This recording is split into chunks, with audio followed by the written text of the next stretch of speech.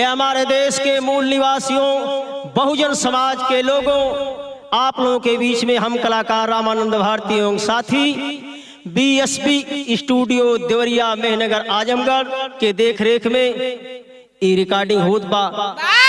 हमें विश्वास बा, पूर्ण विश्वास बा कि आप लोग ये गाना के सुन करके अपने छोटे भाई, अपने छोटे बेटे रामानंद को जरूर प्यार देंगे। कहना है कैसे मास्टर?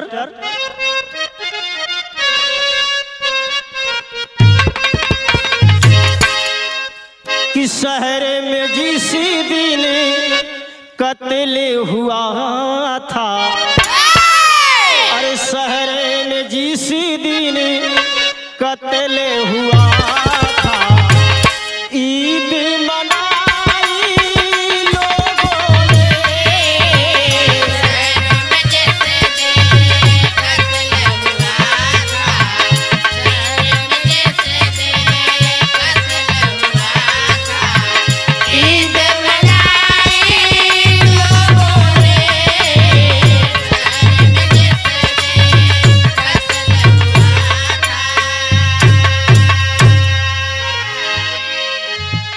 अम्बेडकर भज, अम्बेडकर भज, अम्बेडकर भज, अम्बेडकर भज, अम्बेडकर भज भाई रे।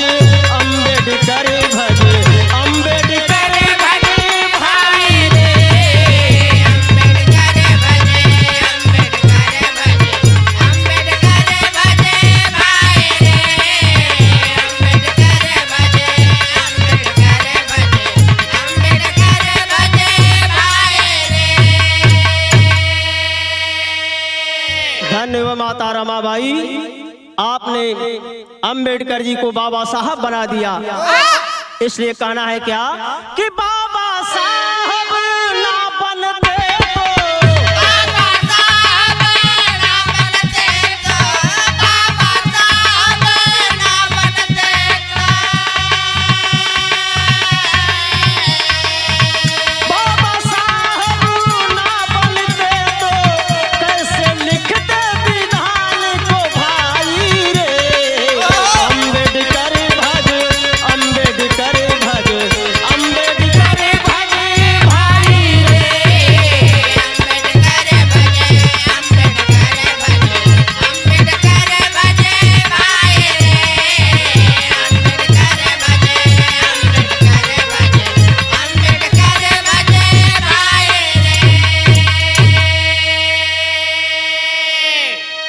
अगर बाबा साहब नहीं बनते तो कैसे संविधान लिखते।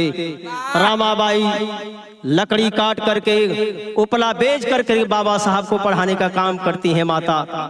डॉक्टर भीमराव अंबेडकर बाबा साहब बन करके आए और देश के विधान को लिखे।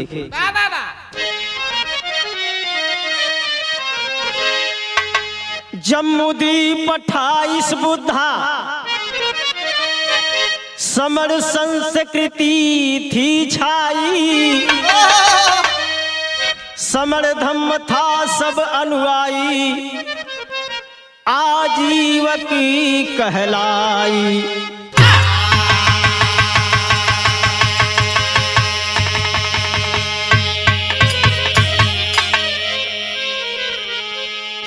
प्रकृति की पूजा सत्य अहिंसा सभी बुद्ध समझाए, तहस नहस हो गई सभ्यता जब आर्य विदेशी आए।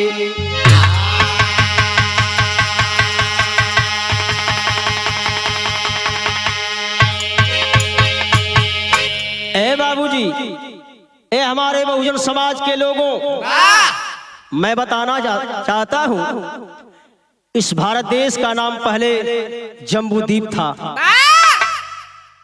और समर संस्कृति थी, समर धम्म था, जिसके अनुयायी जो बुद्धिमान विद्वान हो जाते थे उसको आजीवक कहते थे, उन्हें बुद्ध की उपमा दी जाती थी।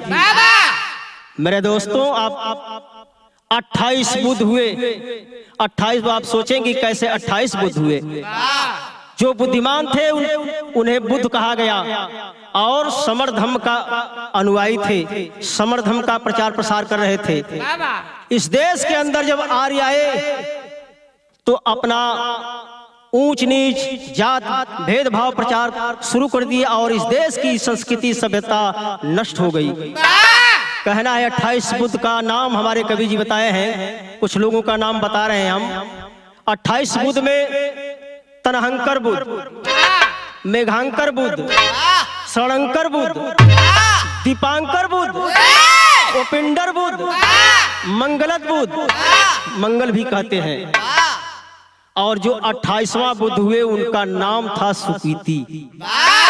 हम आप उन्हें सिद्धार्थ कहते हैं, लोग कहते सिद्धार्थ था लेकिन उनका असली नाम था सुकृति, जिसे हम आप गौतम बुद्ध कहते हैं। कपिल वस्तु में अभिलेख है, सुप्रवा बोध स्तुति ब्राह्मी लिपि प्राकृति भाषा में, जिसे पाली भाषा कहते हैं। गौतम बुद्ध ही सम्यक बुद्ध कहलाए क्योंकि इन्होंने कमजोर तबके के लोगों को, पीड़ित लोगों को एक समान किए और उनका नाम उन्होंने बहुजन दिया, जिसे मानवर कान्शी राम साहब जब बहुजन समाज पार्टी का गठन किए तो नारा दिए, बहुजन हिताय बहुजन सुखाय। मेरे दोस्तों, आज से 2600 साल पहले की बात है। तथागत गौतम बुद्ध की करुणा का प्रभाव पूरे विश्व में हुआ। आज जब हुआ तो कहना लाइन गीत लगल मास्टर।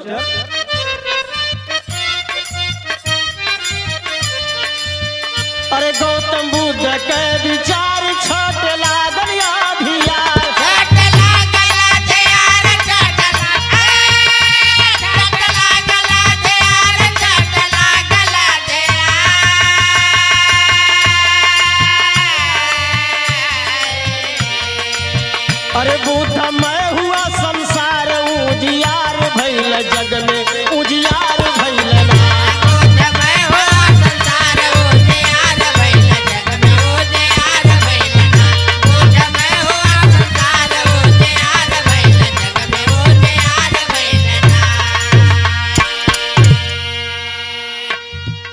चारों तरफ प्रचार प्रसार, करुणा ममता मानवता का प्रसार गौतम बुद्ध जी के विचार बढ़ते गए। एक आंधी जैसे आई जे करके हूँ नाही भाई,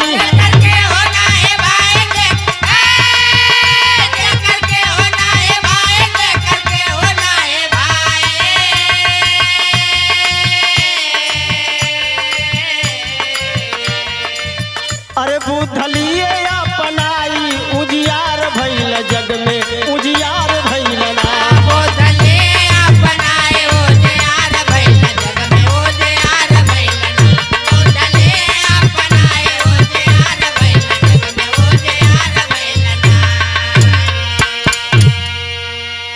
ए बाबूजी भइल 14 प्रसार करुणा मैत्री और प्यार,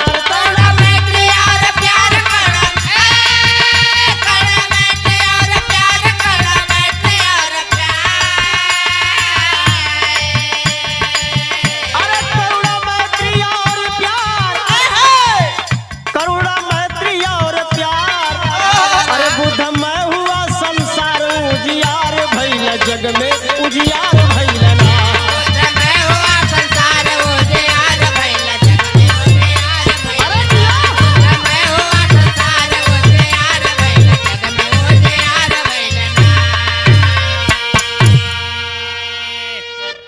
सब एक थे मनैया, कितना अच्छा माहौल था, प्रेम था, स्वभाव था, इंसानियत थी, न कोई भेदभाव था, अमन चैन से जिंदगी बिता रहे थे।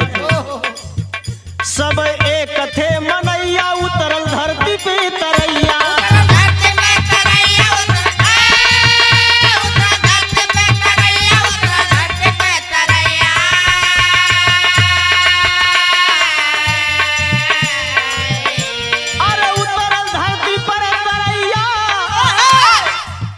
उतरल धरती पे तरैया, कहाइल सोने के चिड़ैया, उजियार भइल जग में उजियार भइल ना, आए सोने के चिड़ैया उजियार भइल जग में उजियार भइल ना, आए सोने के चिड़ैया उजियार भइल जग में उजियार भइल ना।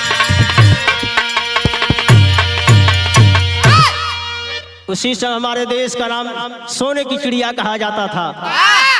लेकिन ए बाबूजी भैल का तैन देखा, मौर्य वंश के ससनवा कैले तना जतनवा,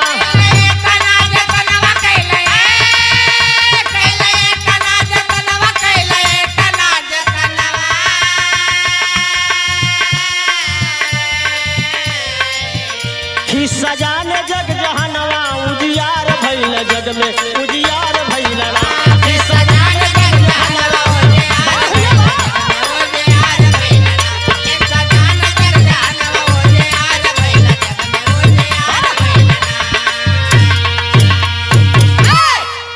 पूरे संसार में गौतम बुद्ध का करुणा का प्रचार हुआ।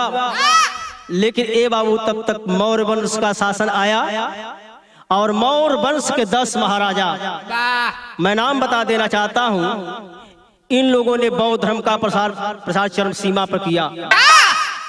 सम्राट चंद्रगुप्त मौर्य, सम्राट बिंदुसार मौर्य, सम्राट अशोक मौर्य, सम्राट कुणार मौर्य, सम्राट दशरथ मौर्य, सम्राट संप्रत मौर्य और सम्राट शालिशुक मौर्य, सम्राट देववर्धन मौर्य, सम्राट सतधनवन मौर्य और 10वां सम्राट विदर्भ मौर्य। आधी दुनिया पर शासन था और बौद्ध धर्म का प्रचार प्रसार चरम सीमा पर था। 10वें सम्राट वृद्धरथ की हत्या करके पुष्यमित्र सुंग अपना शासन जमा लिया। कैसे हत्या कैले? क्योंकि अब पुष्यमित्र सुंग अपनी बहन की शादी विदर्थ से कर दिया और बौद्ध धर्म के खिलाफ था। मेरे दोस्तों, एक दिन मौका मिलता है और जब मौका मिलता है पुष्यमित्र सुंग को, तो वृद्धरथ की हत्या कर दिया। हत्या कर दिया और शासन कायम किया। बौद्ध धर्म को मिटा करके ब्राह्मणवाद का प्रचार प्रसार शुरू कर दिया। ए बाबू, ऐसे गड़बड़ हो गल, ऐसे व्यवस्था खराब होखे लगल का बड़ व्यवस्था लागू हो गई, शुरू हुई बर्बादी, समता घटी तो बढ़ी विषमता, जन्मे धर्म उन्मादी।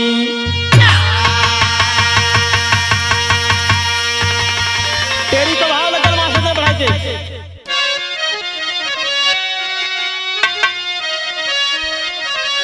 अरे अब हासी दुनिया वाली जिंदगी,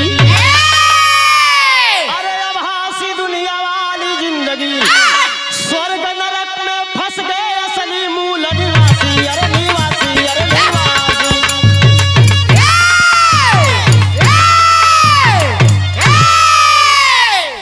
परिणाम निकला, यहाँ के मूल निवासी हक हिस्सा से वंचित कर दिए गए, उन्हें विवश कर दिया गया।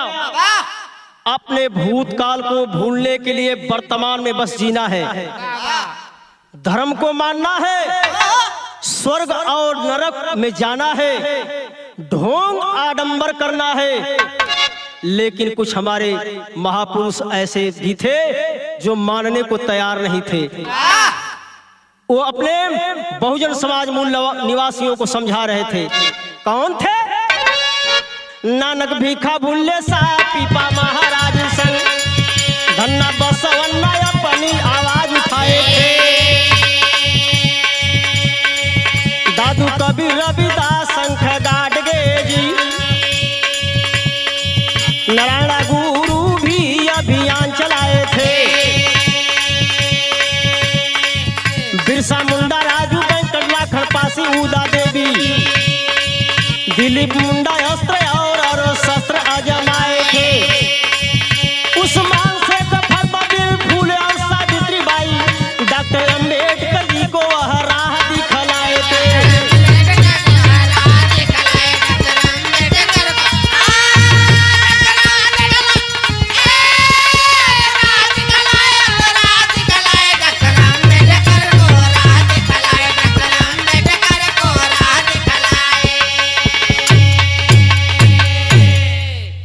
ये हमारे महापुरुष थे जो समझाने का काम किया और ढोंग आडंबर को मानने के लिए तैयार नहीं हुए।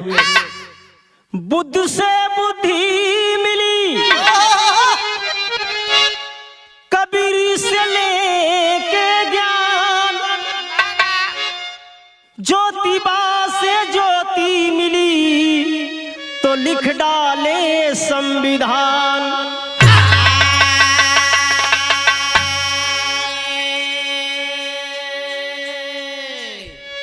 बाबा साहब तीन गुरु थे, संत कबीर, महात्मा ज्योतिबा फूले और महात्मा बुद्ध। कबीर ने कहा, तू कहता कागज की लेखी, मैं कहता आँखिन की देखी। महात्मा गौतम बुद्ध ने कहा, अति दीप भव, मने अपना दीपक खुद बनो। अब महात्मा ज्योतिबा फूले ने कहा, विद्या के बिन मत नहीं, मत बिन नाही नीत, नीत बिना गत ही नर, गत बिन नाही बीत। बिना बीत निर्धन भय, निर्धन को नहीं मान, बिना मान जीवन नरक जीते पशुवत जान। मेरे बहुजन समाज के लोगों, मूल निवासियों, संविधान लिखने की बात आती है। जब हमारा देश आजाद हुआ, संविधान की जरूरत होती है। कुछ लोगों ने कहा कि मनुस्मृति है, इसी को लागू किया जाए, इसी से हमारा देश चलेगा। लेकिन कुछ लोगों ने कहा ना कि संविधान की जरूरत है। संविधान लिखवाना चाहते थे गांधी, जवाहर और तमाम नेता, विश्व के प्रसिद्ध ज्ञाता और लेखक जॉन हेरिंग उंड से। इनका लिखा संविधान कई देशों में चलता है, उनसे लिखवाना चाहते थे। जब जॉन हेरिंग उंड के पास गए और संपर्क किए तो उन्होंने अपने दोनों हाथ को ऊपर कर लिया। मैं नहीं लिखूंगा। जिस देश में अंबेडकर जैसे महाविद्वान है, वह 1 मिनट में धज्जी उड़ा देगा। अगर मैं लिख भी देता हूँ तो तमाम कामियां निकाल देगा, इसलिए मैं नहीं लिखूंगा। बाबूजी हुआ कि अविवश होकर के लोग मजबूर होकर गांधी जी के कहने पर डॉक्टर अंबेडकर से संपर्क किए, लेकिन बाबा साहब मना कर दिए। लेकिन फिर दोबारा कहने पर मान गए। लेकिन समस्या यह थी कि बाबा साहब हारे हुए प्रत्याशी थे, लोकसभा सदस्य नहीं थे। उन्हें एक सीट बंगाल से खाली करा दी गई। लोकसभा सदस्य जितवाया गया और संविधान समिति का सदस्य बनाया गया। 389 सदस्य थे संविधान सभा के। भारतीय संविधान सभा के अध्यक्ष बनाए गए, जिसे ड्राफ्टिंग कमेटी कहते हैं। 6 सदस्य ड्राफ्टिंग कमेटी में हुए, लेकिन कोई इंटरेस्ट नहीं लिया। कोई यहां से चला गया, कोई मर गया। एक आदमी साथ दिया जिसका नाम है BN राव। बाबा साहब का साथ दिया और बाबा साहब को जब संविधान लिखने का मौका मिला तो हुआ कि वह गीत लग गया मास्टर।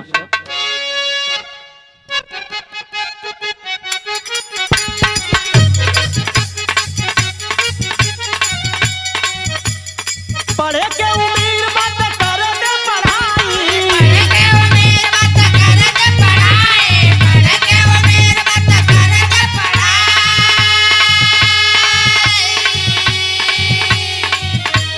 हमारा पे करा जी ने प्यार के चढ़ाई, हमारा पे करा जी ने प्यार के चढ़ाई, हमारा पे करा जी ने प्यार के चढ़ाई।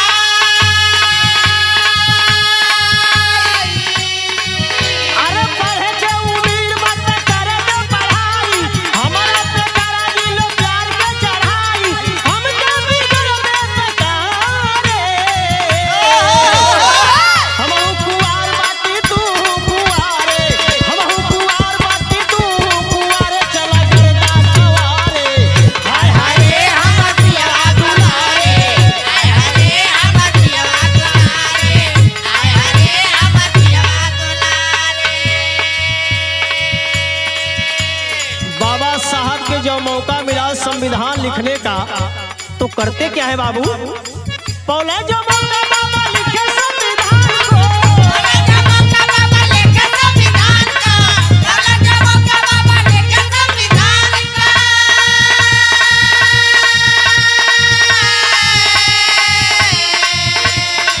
दिला मिटा बाबा मनु के विधान को, बिठाए बाबा मनु के विधान को, चला बिठाए बाबा मनु के विधान को। अरे बहुजन जिंदगी सवारे,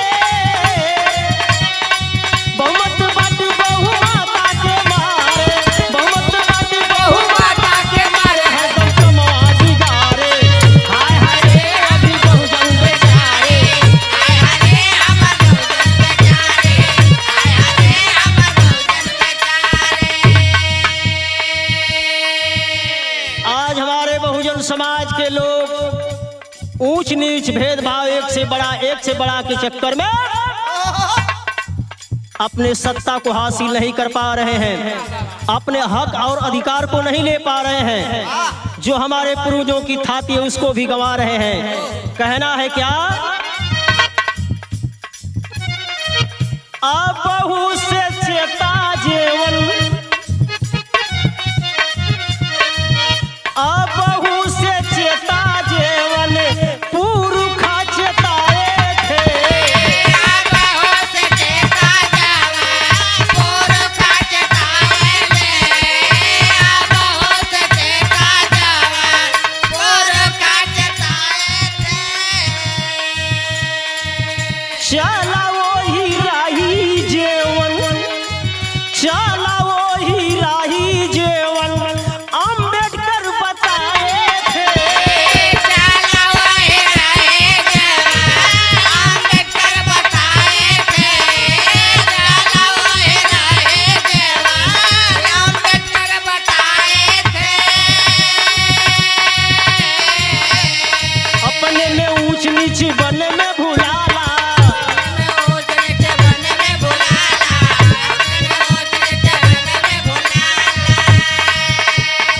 आपस में हरदम सभे अझुराला।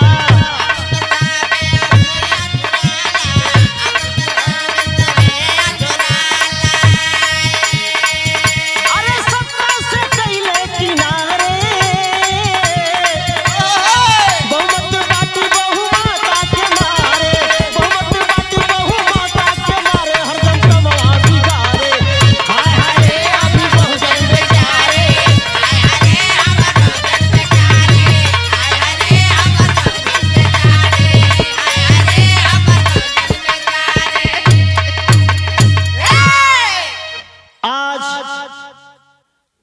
पूर्वजों की थाती भेदभाव ऊंच नीच के चक्कर में एक से एक बड़ा होने के चक्कर में गंवा रहे हैं। इसलिए कहना है आल्हा का प्रमाण मास्टर।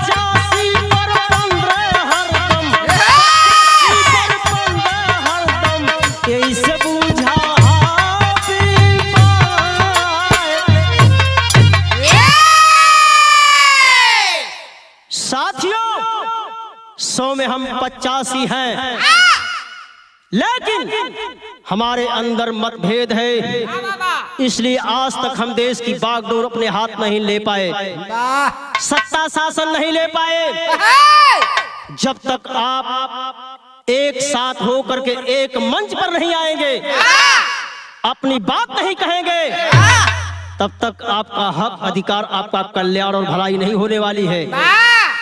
सही प्रमाण हमारे यादव भाई भी अपने को सुधरना समझा, लेकिन आदरणीय माननीय हमारे अखिलेश यादव जब सत्ता से दूर हुए और जोगी सरकार जब बनी, तो ए बाबू वो आपिस और कुर्सी दोनों धोई, वो गौमूत्र से। पंचगव्य का मतलब जानते हो आप लोग? गाय का गोबर, गाय का मूत, गाय का घी, गाय का दूध और गंगा जल से पूरा धोया, तब जोगी जी बैठल हैं। इसलिए कहना है तब वो भूलैला, अब वो भूलैला। जब तक आपस में तालमेल करके एक मंच पर नहीं आएंगे, तब तक आपका अधिकार नहीं मिलने वाला है। आज भी मंत्री बन बैठे हैं, लोकसभा सदस्य बन बैठे हैं, एमपी बन बैठे हैं, लेकिन वो अपने अधिकार, अपने समाज की बात नहीं करते हैं, क्योंकि वो कुर्सी से चिपके हुए हैं, समाज की बात नहीं करते हैं। जितना लूटना हो लूट लो, लेकिन समाज की बात मत करो। इसलिए अंतिम लाइन कहना है मास्टर, कैसे?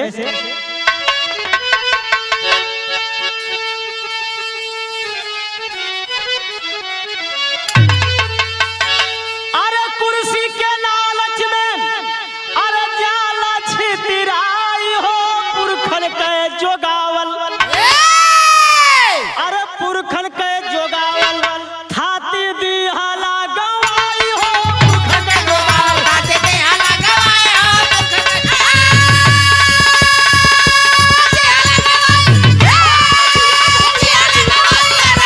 गवाई हो, पुरखन के जोगावल थाती दिहाला गवाई हो, पुरखन के जोगावल थाती दिहाला गवाई हो, पुरखन के जोगावल थाती।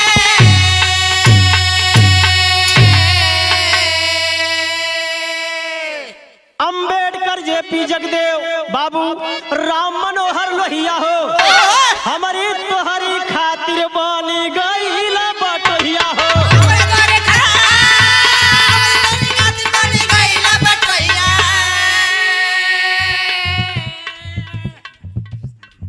अरे क्या तपस्या उनकर काहे गईला भुलाई हो, पुरखन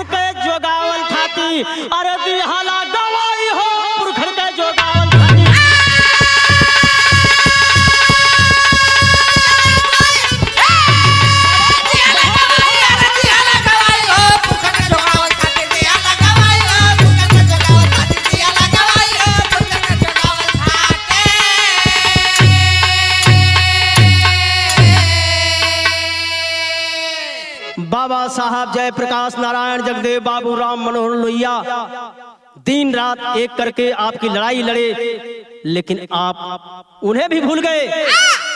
कहना है क्या? कौन सी राम मुलायम सिंह के याद करा मोरे भाई हो, 85 के खातिर अपन जीवन दिए गवाई हो। एक कैला एक देला बिखराई का है भाई हो, पुरखर के जो गावल खाती अरे दिहाला गवाई हो, पुरखर के जो गावल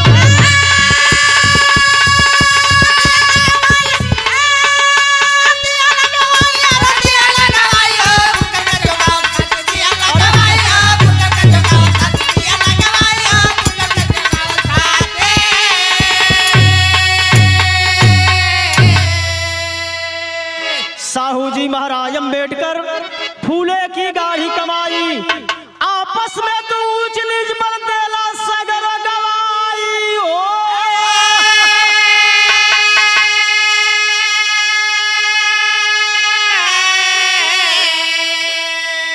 आभासी दुनिया वाली जिंदगी, आभासी दुनिया वाली जिंदगी